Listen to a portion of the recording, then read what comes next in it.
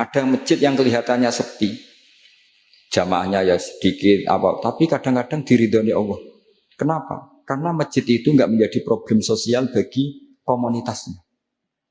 Saya beri contoh, masjid ramai tentu baik, nggak perlu saya ceritakan. Karena masjid ramai itu ya mesti baik. Masjid yang banyak jamaahnya tentu baik, itu nggak usah dibicarakan. Tapi ada beberapa masjid yang sepi, tapi Allah itu suka. Kenapa? Karena lembaga agama itu nggak boleh mengganggu sistem sosial. Jadi kita tidak pernah tahu cara berpikir Nabi. Yaitu banyak kan sahabat habis sholat duhur, ba'diyah di masjid, qobliyah di masjid. Apa kata Nabi? La taj'alu buyutakum kuburan, cung nak apik aja mbok entek-entekno ning masjid. Omam yo bagai keapian.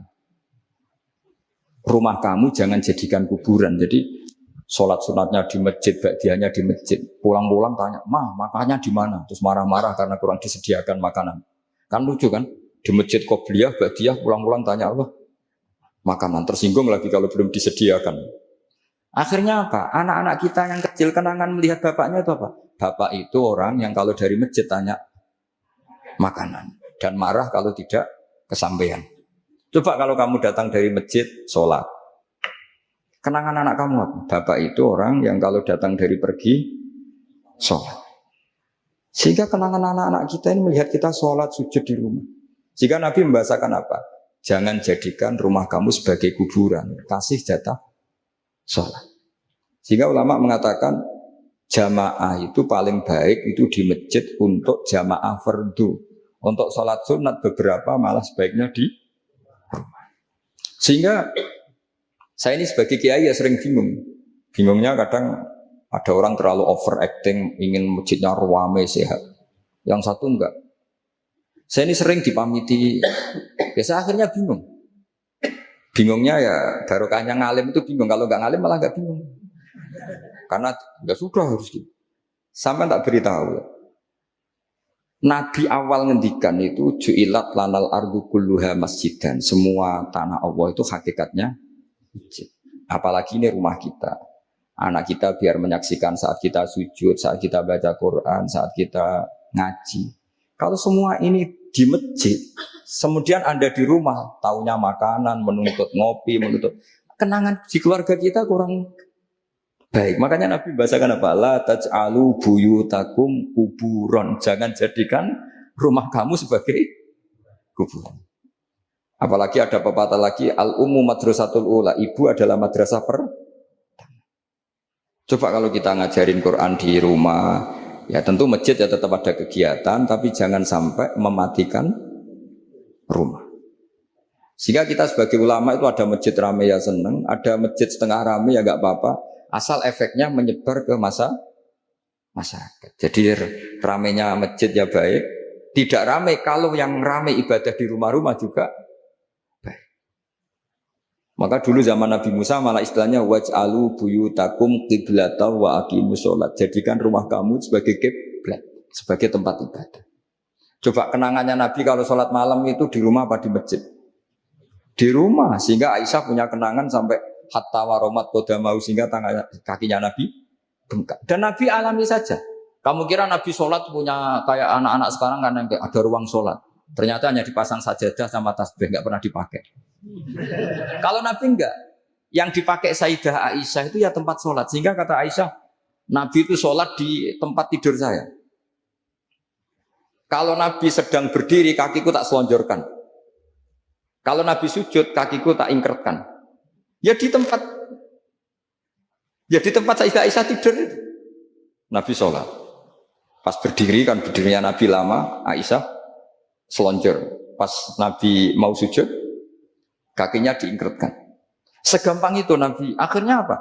Kenangannya Aisyah sebagai istri itu doa-doa tahajud, doa-doa. Coba kalau Nabi tahajudnya di masjid, Sayyidah Aisyah tidak punya kenangan doa-doa apa?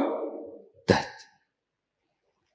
Sehingga kita harus ngikuti ngaji. Sehingga kalau nuruti teori ya, sholat itu ibadah. Sebaiknya kalau ibadah ya di tempat ibadah. Tidak seperti itu cara pandang. Kata Nabi, semua buminya Allah adalah saksi kita ketika ketemu Allah. Semakin saksi itu banyak, maka semakin baik. Maka kalau sholat sunat, kesunatannya itu pindah-pindah tempat. Tapi ya jangan terlalu habis di sini terus pakai mobil ke sana gitu. Iya kalau pas di perempatan ada orang cantik nggak jadi diterusin nanti. Tapi ini sama saya cerita ya. Jadi di antara mengkaji Quran itu mengkaji cara Allah membuat khitab. Dan yang kunci semua adalah Allah adalah zat sing otoritatif malikul umurikul dia pengendali dari semua. Maka kalau nyifati Allah ya tetap yaghfiru liman yasha wa yu'adzibu may yasha. Paham gini penting kalau aturakan terus kula nggih mungkin hanya sekali niki muqaddimai kitab ini sudah saya cek hadisnya. Ini kan kitab Ihya, terus yang terakhir itu sarahnya Ihya Sayyid Zabidi. Sayyid Zabidi itu yang mensarai Ihya. Kebetulan kula kemarin-kemarin itu sering menghatamkan Ihya. Urut maksudnya buatan maca acak buatan urut. Nah sampean kan yo ora urut yo ora hatam. Jadi artinya umpama maca ku yo mungkin tahu hatam tapi ora urut. Kayak ngaji kilatan nak ngaji hatam tapi mboten apa? Urut. Ihya itu dikarang tahun 450 beliau lahir kapundhut 505. Ora ono sing nyarai, 600 tahun enggak ada yang mensarai. Sing nembe tahun 1000 kaleatus wonten sing nyarai tiyang alim saking Yaman. Termasuk Sayyid Zuriyah Kanjeng Nabi ini jenis Sayyid Murtado napa Az-Zabidi. Wonten sing maca Zubaidi, tapi kalau nak maca Az-Zabidi. Nah, ketika saya baca itu terakhir beliau di kesimpulan pada akhirnya sing diridani Allah itu nanti hanya orang yang saling mencintai karena Allah. Karena ini yang menciptakan agama, kata beliau, karena ini yang menciptakan apa? Agama. Terus Sayyid Zabidi nyontohkan orang Islam yang paling fasik hukumnya gimana, ini juga ikut menciptakan agama. Ini misalnya begini ya, di Jogja misalnya kan mayoritas Islam. Masih preman jenenge Nur Aini. Enggak misalnya sing wong nakal jenenge Solikati apa apa sih. Paling ndak itu kalau ditanya masjid itu roh ya ora janggal nak orang Islam. Ya kita menjadi mayoritas di Jumatan raisin, sampai sholat raisin, mereka mayoritas Islam. Meskipun ketemu orang-orang yang tidak nopo sholat. Tapi kalau ada misalnya hidup di Australia atau hidup di Ambon, namanya siapa Martinus, sopo jeneng Kristen, terus kita kok apa sholat, kita kok masjidnya rawani, wes meragukan orang nera jelas, sing ditakoi tidak nopo Islam. Tapi wong fasik sing ra sholat lah asal Islam, kita kok masjid itu rasungkan wong dekne Islam. Itu zaman Sidina Umar ketika apa orang fasik Islam dapat saham ghanimah, Jawa Umar dapat karena memperbanyak kuantitas.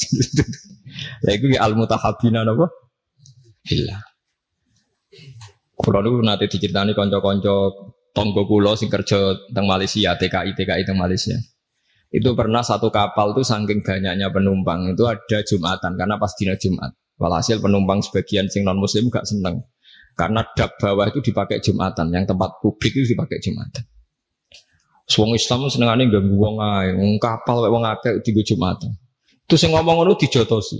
Sing jotosi sing ra Jumatan.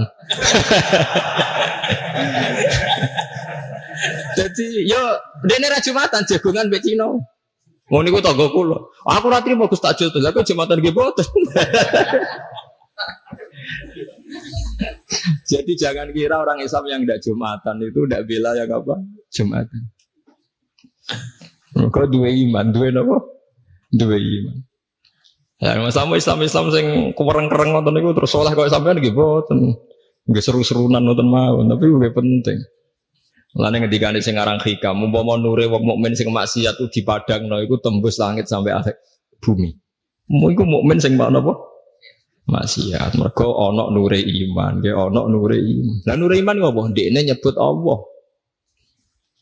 Coba yang mentabukan Tuhan Yesus itu siapa? Wong Islam sak donya mergo darani pangeran namung Allah Subhanahu wa taala. Artinya dekne duwe ketakwaan iku nyingkir liyane Allah kemungkinan menjadi Tuhan. Dia tetap ikut sebagai duta kita menafikan selain Allah kemungkinan jadi Tuhan. Soal dekne zina, maksiat, maling iku maksiat ngono ae, tapi tetap dekne membunuh orang mlakune teori non apa Islam. Lagi sama saya hitung secara ekonomi, muga kowe dadi pangeran. Kowe mari ora roh nek Allah ngitung per miskolan apa? Cara saya hitung cara model dagang. Sak Bantul lah misalnya contoh sak Bantul iku Islam kabeh, gak salat kabeh. Sing salat iku mau 10%. Berarti butuh masjid misalnya 100. Tapi berhubung Islam kabeh gak butuh gereja blas. Berarti kan gak ada sistem bisnis yang karena faktor nopo gereja. Aduh, patung Yesus ora payu, gereja ora payu. Mergo Islam kabeh. Artinya sebab gak ono gereja itu sebabnya apa? Sebab pokoknya Islam soleh pasal Islam. Betul tidak bedai. Sebabnya ora ono gereja itu asal Islam apa kudu Islam soleh? Asal Islam. Berarti asal Islam itu wis iso gusur kemungkinan ono tempat kemusyrikan. Gue sekali-kali ngregani wong ora saleh kancamu ya kowe dhewe ada udah sawangane ora siap aku ngelem ora saleh. Olehmu sombong lho, wong padha ora saleh wae kok ono ngelem ora saleh. Artinya memberi kontribusi kan tetap. Memberi kontribusi keantian kepada kemusyrikan. Paham ya maksudnya? Dan berjumlah itu berlipat-lipat tiap ono wong Islam berarti ngurangi populasi napa kemusyrikan. Bariku kowe dhe anak, senajan ora salat. Pokoke pangeran Allah, pangeran liyane Allah gak masuk akal. Lan anak yo muni Allah ya ora paham. Pokoke pangerane Allah. Wah kata, mulane sing diarani iman kuwi yo mok syahadatu alla ilaha illallah wa anna muhammadar rasulullah sing diarani.